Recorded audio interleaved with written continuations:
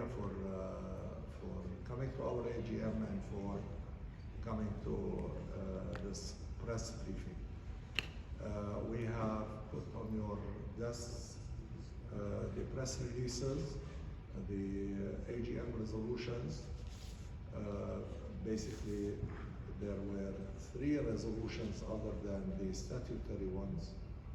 The first one is related to the lessons learned from COVID-19 pandemic.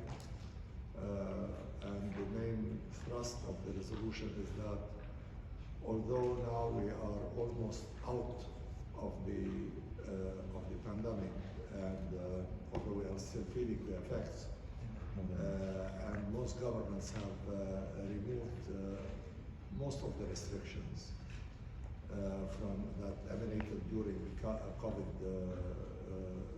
episode. The governments, what we are doing is to call upon governments not to move on and forget what happened, because we need to draw from the lessons learned, especially the ones that are related to how governments have dealt with the pandemic, the reactions, which did not prevent the pandemic from spreading, but actually mostly prevented people from flying, prevented interaction, trade, and so on. And we are calling upon governments to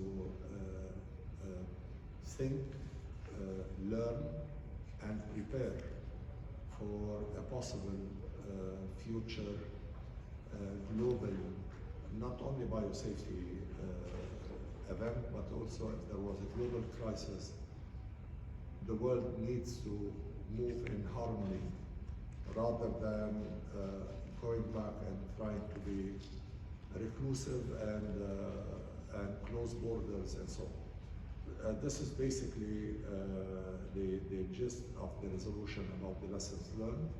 AACO, WHO have done a lot in providing the world with the guidelines and with harmonious measures that would have ensured biosafety while preventing or actually avoiding closures and lockdowns and so on. So this is something that was very important and high on our agenda.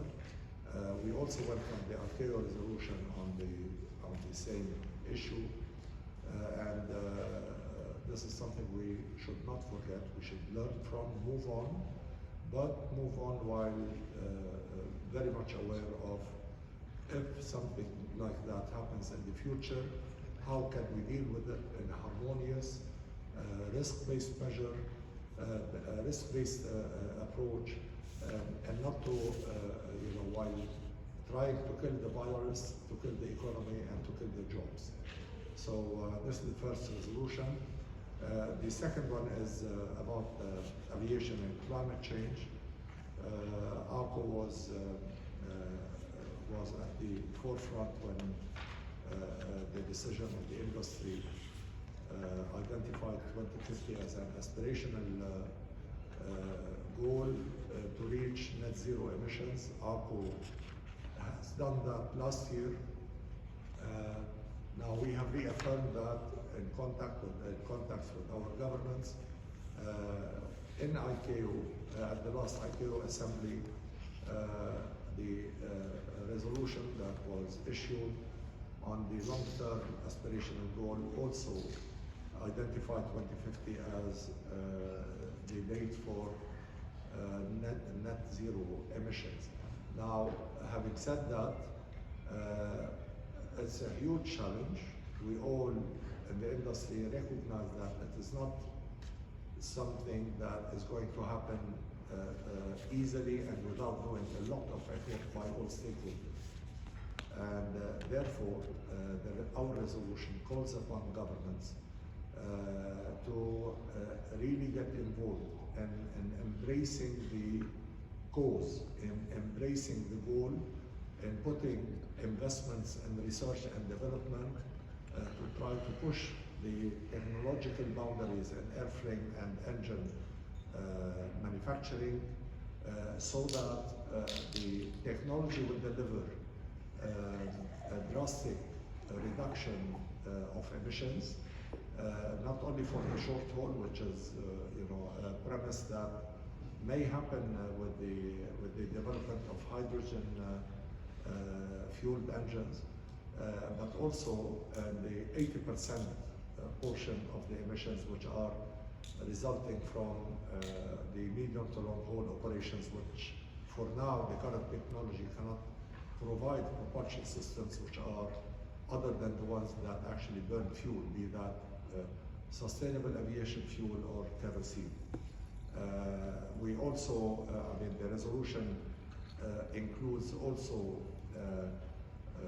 welcoming an agreement by AACO about CORSIA, although we would have preferred 2019 as a baseline, but for us, the primary objective that for AACO Assembly to have an agreement, even if that agreement would put an additional burden on the airlines, but it is definitely by far better than having no agreement at the AACO Assembly.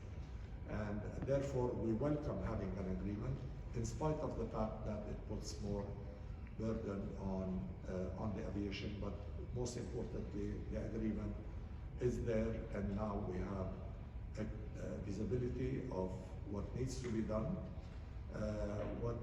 Of course, in the CORSIA and throughout the efforts and the strides to achieve a better relationship between aviation and climate change and the environment, we are also calling on governments when it comes to sustainable aviation fuel to put research and development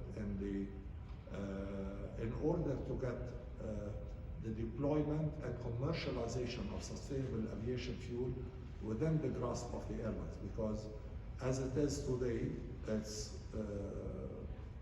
very low in terms of volume, it's very expensive, and since SAF is the silver bullet that we are basing ourselves on as an industry to achieve net zero emission, then really there is a need from the governments to really put their act and invest heavily and incentivize suppliers and users, suppliers to deploy commercially sustainable aviation fuel and users to use sustainable aviation fuel, because this is what will enable us to achieve zero net emission and even comply with CORSIA at the lowest possible cost, because if this doesn't happen, then the cost of sustainability is going to be too high.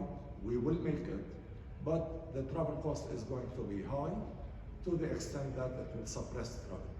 And if it suppresses travel, then it will cascade to suppressing economic growth, as we have seen in COVID. When travel stopped, the impact on job creation and on economic growth was really severe. We want to avoid such a possibility, and it's really up to governments, technology partners, fuel suppliers, in order to make it possible for airlines to achieve their objectives in the environmental area without bearing too much cost on their shoulders, because that will reflect ultimately on the travel market. One more area that we have called upon governments to also reform it, which is the infrastructure. It doesn't make sense that airlines do their best operationally and in buying sustainable aviation fuel to end up circling around airports or zigzagging in order to reach a destination. We are emitting, as airlines, 6% more fuel emissions because of the infrastructure shortages. And this is something that it is easily done, provided there is a political will from the governments to do. So this is with regards to the climate change. The last resolution we have adopted is a resolution related to the transport of lithium-ion batteries in passenger hold. And cargo, I mean, there are safety measures that are taken when lithium-ion batteries are transported, and these are followed to the letter so that we can, we avoid any unfortunate incident in these flights. But unfortunately, when it comes to passenger travel, some people, although they are asked and they are requested to declare if they have any lithium-ion batteries or lithium-ion or battery-powered devices in their home, sometimes they don't do that. And it's quite unfortunate, and some incidents happened already when there was smoke on board because of devices powered by lithium-ion batteries, one reason or the other, because of the pressure of the other bags and so on. And because they were not declared, those devices ignited and led to diversion of flights and emergency landings and so on. That already happened. So we have adopted a resolution that is multifaceted, that is related to governments to strengthen the screening of the baggage, training their people to identify any devices that are lithium-ion operated, and while screening the whole baggages, and training people not only to identify them, but to actually make the travelers aware of the possible danger that if they don't declare that, the lithium-ion batteries on board, it's not a problem because they can be contained. If something happened, we all experience the announcement on board when they say if your phone falls in between seats, do not move the seat. It's not because we are too careful about not to damage the phone, but it is a safety issue because if the seat, while moving it, damages the phone, there may be some pressure on the battery and there may be some heat, and that heat may lead to fire. So this is why we are all asked as passengers, if your phone fallen in the cracks in between the seat and the armrest, do not try to get it because you may damage it and you may create a safety hazard. This is the reason why this is done. So on board we have no problem in carrying the lithium-ion batteries devices because they can be, if something happens, they can be identified, controlled. There are devices on the airplanes that can control them. And the whole is a different problem altogether. And this is why whenever you check in as a passenger, you are asked whether you have any battery-operated devices in your bags. And unfortunately, some people say knowingly or unknowingly, or because they don't know what kind of danger to themselves and to others, they don't declare that. So we have taken a resolution that we will actually take it on board with IATA, with AACO, and we will make a campaign regarding the awareness and how people should be trained, what kind of standards that need to be put in place in order to have this issue addressed. So these are the non-administrative statutory issues that were addressed by the AGM, and I'm open now for the questions by the media. So who would like to throw the first one? تفضل. مستر تفاحة والمواقعة تبعنا اليوم جلسات العمل تبعنا اليوم جلسات العمل منذ الصباح. كانت أهميتها تركز على الرؤية المستدامة إذا إنجاز التعبير. هناك مشاكل تعرفها حضرتك ويعرفها كل أحد، بدءا من انتهاء كورونا، مرورا بارتفاع اسعار الطيران، مرورا ايضا بحرب اوكرانيا، اضف الى المتغيرات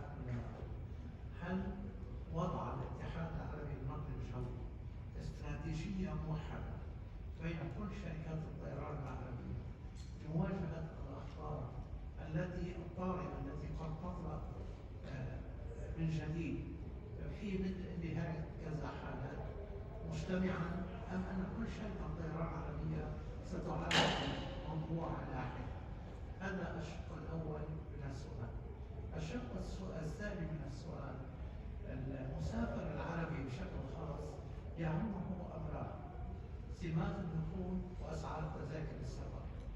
إذا أخذنا بعين الاعتبار كل تلك المشاكل، أضف إليها أسعار تذاكر السفر وصعوبة سمات الدخول، هذا من شأنه أن يخفف من حركة النمو في حركة الطيران وقطاع السفر والسياحة.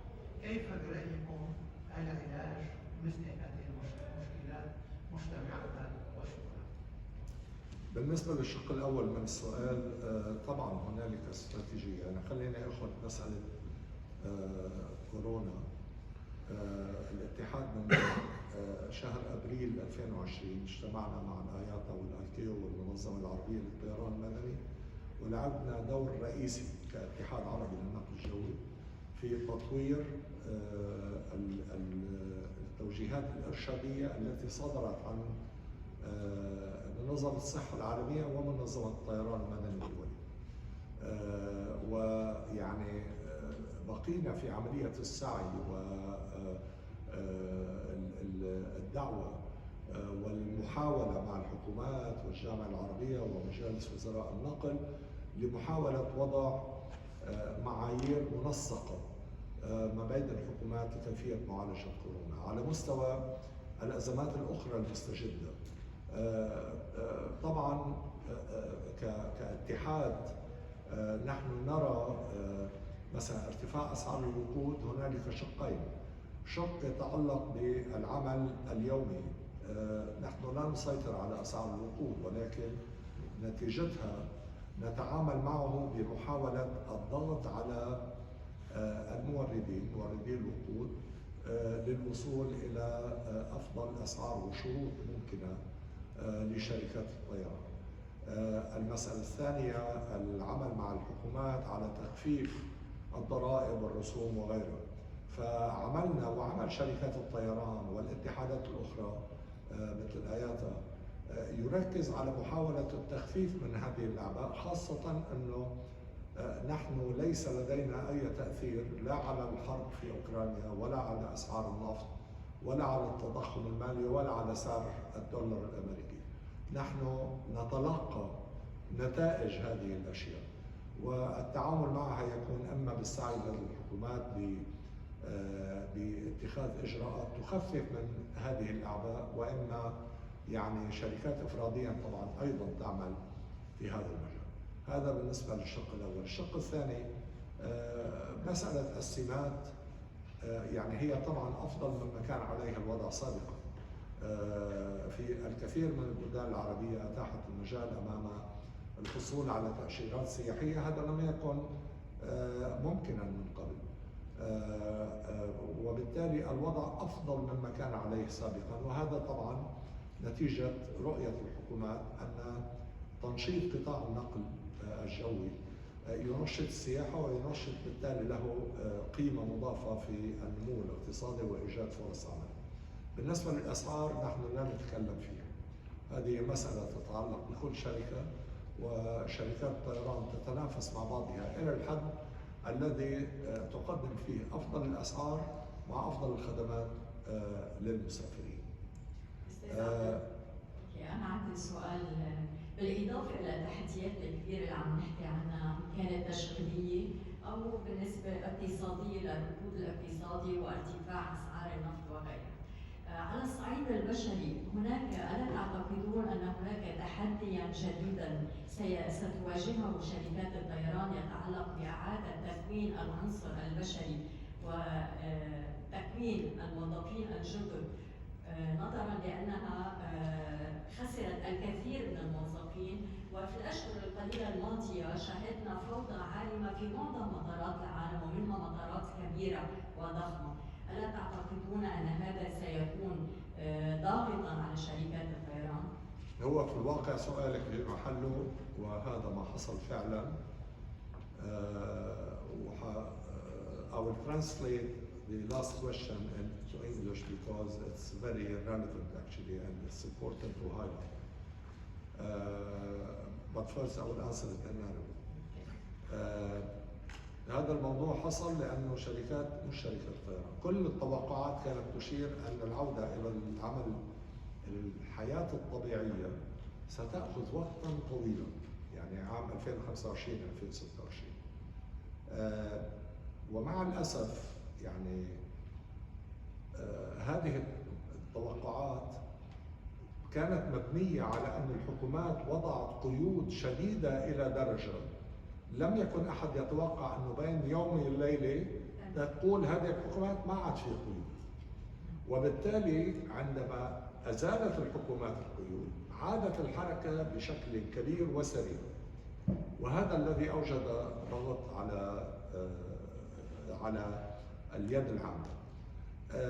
هذه المشكلة متركزة أكثر في أوروبا وفي بعض أماكن أخرى، ولكن أقل حدة في العالم العربي، لسبب أنه كثير من شركات الطيران العربية حافظت على عملاتها، لم تقوم ب يعني إنهاء عمل 30 أو 40% من موظفيها، وخاصة في مجالات الخدمات الأرضية اللي عملت المشكلة في مطار هيثرو وغيرها. وبالتالي ولو أن هنالك إشكال أكيد، ولكن بالنسبة لمطارات العالم العربي هو ليس بالحدة الموجود ولكن نواجه هذه الإشكالات يعني في المطارات العالمية. The lady asked about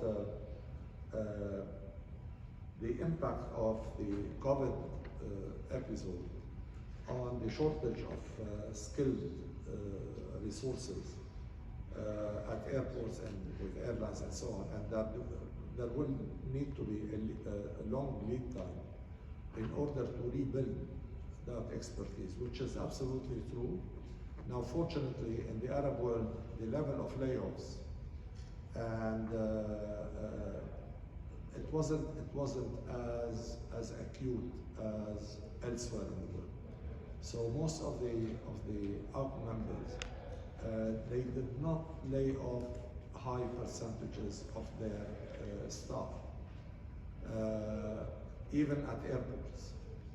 So the security, the safety nets, social safety nets that they were created, even in terms of, okay, sometimes reducing the salary, but not laying off completely people, that created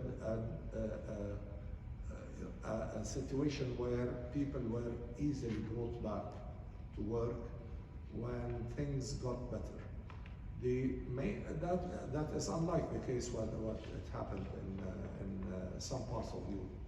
Unfortunately, all the people had expectations that the industry is not going to be back, the traffic is not going to be back to higher levels before 2025, 2026, even 2027.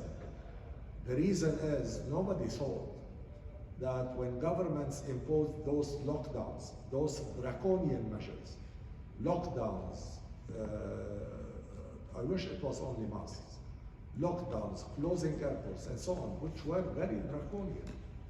They imposed those restrictions overnight. Nobody thought that these restrictions are going to be also removed overnight.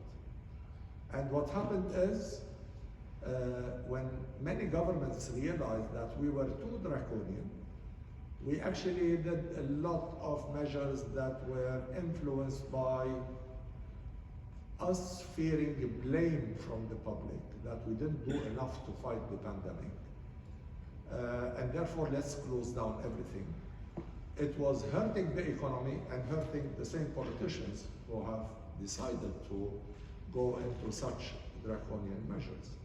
And suddenly the government said, okay, fine, we open up everything. So nobody in their right mind thought that the speed in which they will open up will be equal to the speed that they have closed down. And in fact, I totally agree with Willie Watch when he said that it's not COVID which prevented people from traveling, it's the government. Because when governments decided to lift those restrictions, people flocked back to travel by air. And we have witnessed that in the summer. And therefore, because of this mindset that the restrictions are not going to be lifted very quickly, and therefore this, even the coming back to normalcy is going to take an extended period of time, because they will reduce maybe the quarantine from 14 days to 7, and that will stay for a whole week or for a whole year. And so people were in that mindset when in Europe and elsewhere started laying off staff, because they thought we are in for at least 3-4 years of very low intensity in air travel. What happened in the summer is otherwise. And therefore people were, as we were taken by surprise by the advent of COVID, we were taken equally by surprise by the recovery, or actually I heard the term vengeance travel. And people wanted to actually travel after being locked in their homes for such a long period of time. Because of that, there were shortages. Luckily, it wasn't all over the world. It was localized in some parts of the world. And I believe by the next peak period, most of those problem areas, not all of them, some of them are going to still, the problem is going to linger for some time because of the fact that the layoffs were very deep. But I believe that most of the areas of the world will be able to adjust by the next peak period. So it was an important question, and that's why I translated it into English. Any other question? Please. Microphone. If you think that the pandemic wasn't prevented from spreading by lockdown measures and so on, and given the resolution today, how do you convince the Chinese government to open themselves up instead of trying to fight the inevitable by keeping the country in lockdown? How do you convince that government to do it? I can't. I can't. Honestly, I don't personally, as an aviation person, as somebody who saw what happened, and even maybe China is too sensitive about this because COVID started from there. Maybe, I don't want to speculate. But honestly, I don't see a reason why this still very restrictive dealing with the biosafety situation in China. I don't see a reason why. I think that is affecting also the Chinese economy. Now, Chinese economy is maybe reliant on manufacturing, and manufacturing is still going on. But still, a massive market like China not opening up is hurting the whole world, not only China. So trying to convince the Chinese government of doing this, I think there are better people than me who would be able to try to convince them, and I will wish them all the best of luck in doing this. Other question? Yes, please.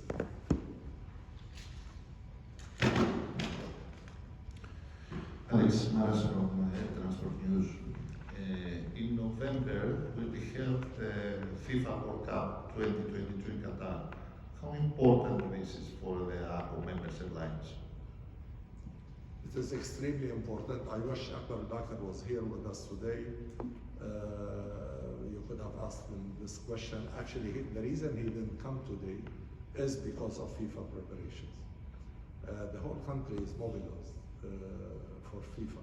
I heard CEOs talking about shuttle flights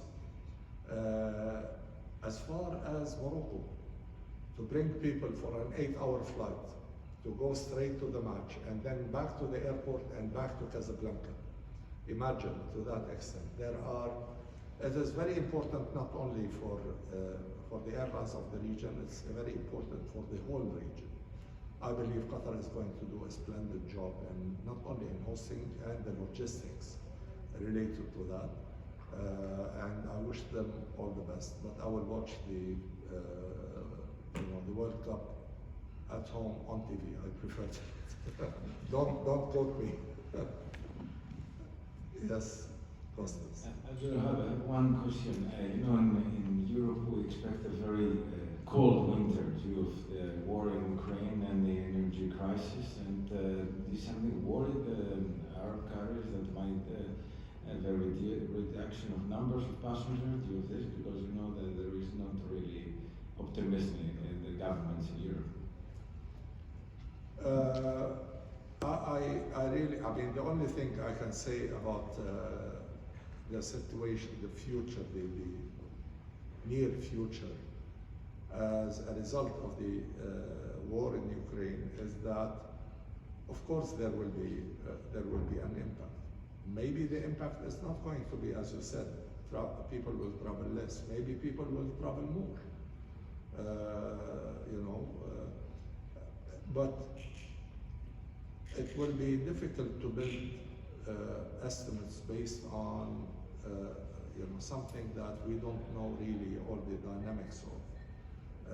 Those all are assumptions that it will be very cold because there wouldn't be enough energy to supply. I don't know if that will happen. According to the European governments, they are saying that they are making everything possible in order to provide the energy that they need. Our problem with the Ukrainian war is that, number one, it's a war, which is the antithesis of civil aviation and the antithesis of air transport, because we want to have bridges. We are bridges between people. So war is something that is anti our DNA. Secondly, the war created a situation in the oil market that actually increased the cost tremendously. COVID created a situation in the refining capacity that expanded the gap between oil prices and Jet A1 to historical spreads. Instead of $7, $50 and $57 spread between the oil price and Jet A1.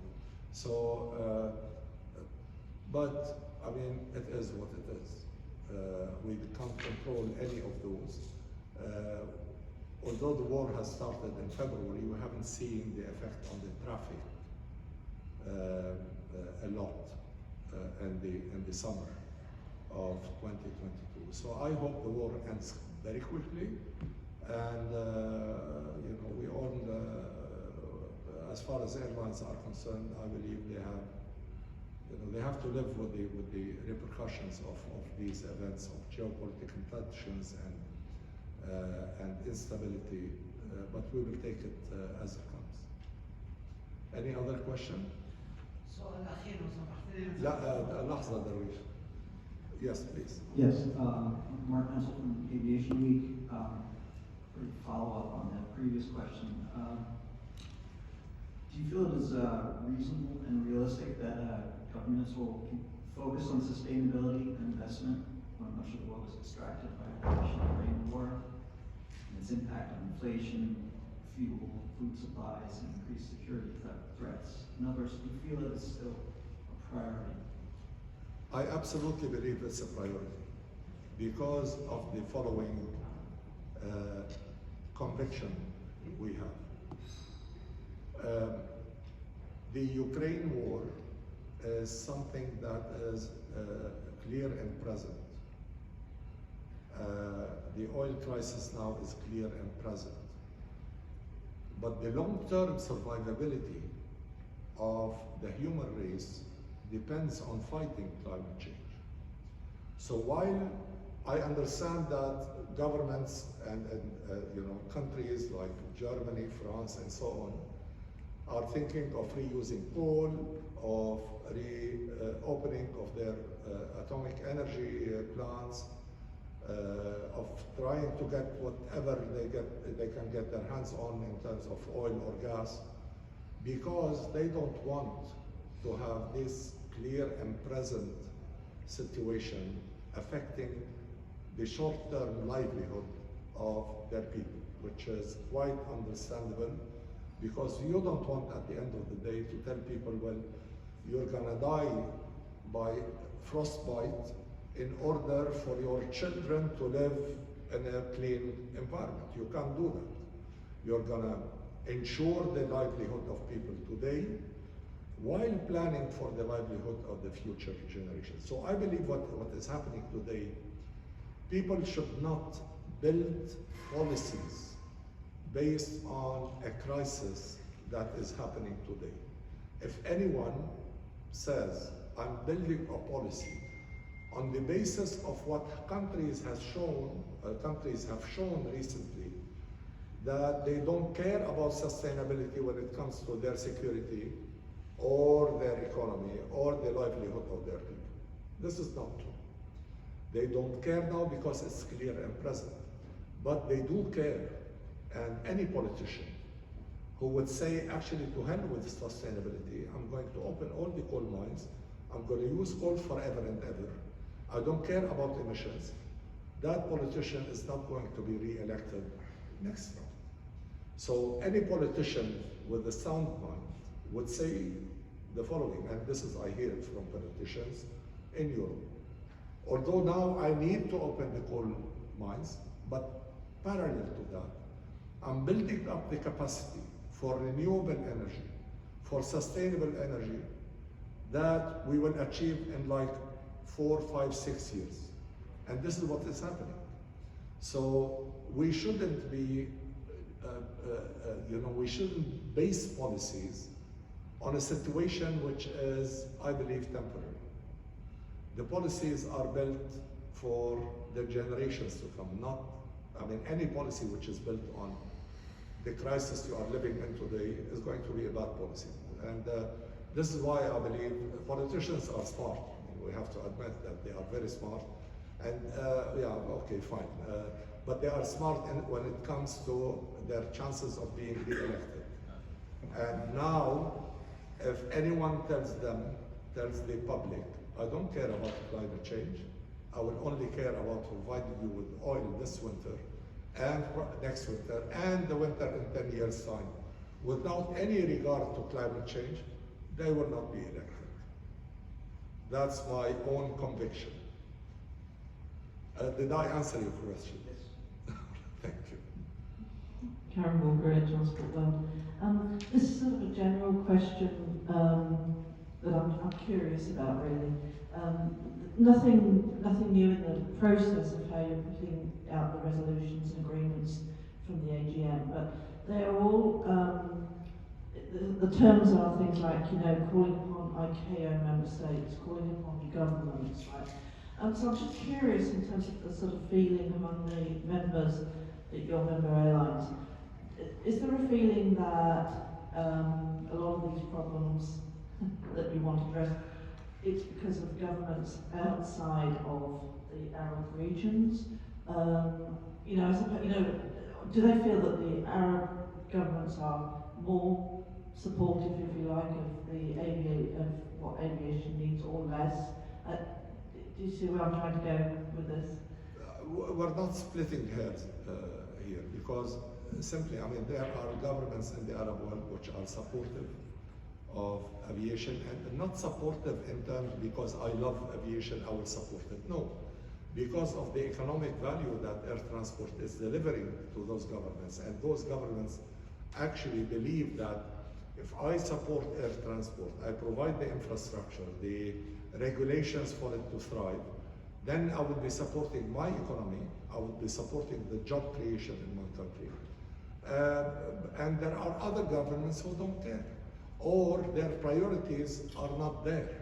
So for me, it's not an issue of Arab governments and other non-Arab governments. For me, it's the issue of governments who appreciate and actually identify with the role of aviation as an economic engine of growth, and the ones which do not. Now, this is the calling we are doing for governments to really learn from the lessons, that the mistakes that they were done during the COVID episode. It is for the governments who started saying quarantine 14 days, you know, you're not allowed to go out of your house except if you are walking the dog maybe 200 meters away or something like that. This is the call, because, you know, look what happened. Did you prevent COVID from, have you successfully prevented? No, they were, I mean, the results were, I don't want to say miserable, but the results were similar to the ones which actually did not impose such draconian measures. We call upon all governments to realize that the way the pandemic was dealt with is the same way that the Spanish flu was dealt with at the beginning of the 20th century, or even the plague in the Middle Ages, in the Dark Ages. Now, no, there is a different way of dealing with this, and that way is better for the biosafety, it's better for the economy, and better for maintaining jobs. This is what we are saying. We are calling upon governments, all of them, to understand and to learn from best practices that were done by other governments. Ladies and gentlemen, thank you very much for your presence. And I hope to see you next year in Saudi Arabia. And we will definitely you know, be honored if you join us there, and I wish you the rest of the evening, a nice rest of the evening. We have, and tomorrow there is a networking trip to Qasr al-Watan, and have a safe journey back home. Thank you very much.